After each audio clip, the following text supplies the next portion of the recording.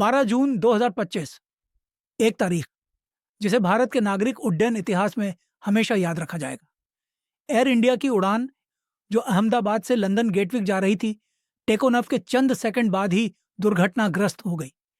इस भयानक हादसे में 260 लोगों की जान चली गई। यह भारत की अब तक की सबसे गंभीर विमान दुर्घटनाओं में से एक है।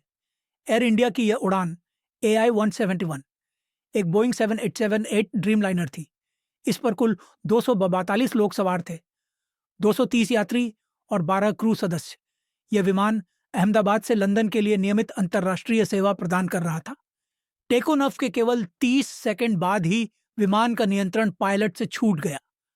विमान तेजी से नीचे गिरा और अहमदाबाद के मेघानी नगर क्षेत्र में स्थित BJ मेडिकल कॉलेज के छात्रावास की इमारत से टकरा गया।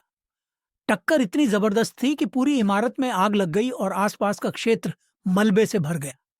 इस हादसे में विमान पर सवार 241 लोगों की मृत्यु हो गई। इसके अलावा जमीन पर मौजूद 19 अन्य लोगों की भी जान चली गई। केवल एक व्यक्ति 28 वर्षीय विश्वस कुमार रमेश इस भयावह दुर्घटना से जीवित बच पाए। वे सीट LRN-A पर सवार थे और उन्हें गंभीर चोटें न आईं। उनकी कहानी इस दुर्घटना के एकमात्र जीवित गवाही बन गई। दुर्घटना के बाद मौके से फ्लाइट डेटा रिकॉर्डर और कॉकपिट वॉइस रिकॉर्डर बरामद किए गए। ब्लैक बॉक्स डेटा की जांच के लिए दिल्ली में एक विशेष प्रयोगशाला स्थापित की गई है। हालांकि जांच समिति का गठन हो चुका है, लेकिन अब तक कोई मुख्य जांच अधिकारी नियुक्त नहीं किया गया है। DGCA और एयरलाइंस दोनों ही संभावित तकनीकी खामी और रखरखाव से जुड़ी जानकारियों को खंगाल रहे हैं। यह विमान बोइंग 788 था, जिसे ड्रीमलाइनर कहा जाता है। यह विशेष मॉडल अब तक विश्व भर में सुरक्षा की दृष्टि से भरोसेमंद माना गया है। AI-171 की यह दुर्घटना इस प्रकार की पहली घातक दुर्घटना है जो ड्रीमलाइनर पर हुई है। प्रारंभिक रिपोर्ट में मेंटेनेंस से जुड़ी लापरवाहियों की आशंका जताई गई है। इस दुर्घटना के बाद देश भर में शोक की लहर दौड़ गई।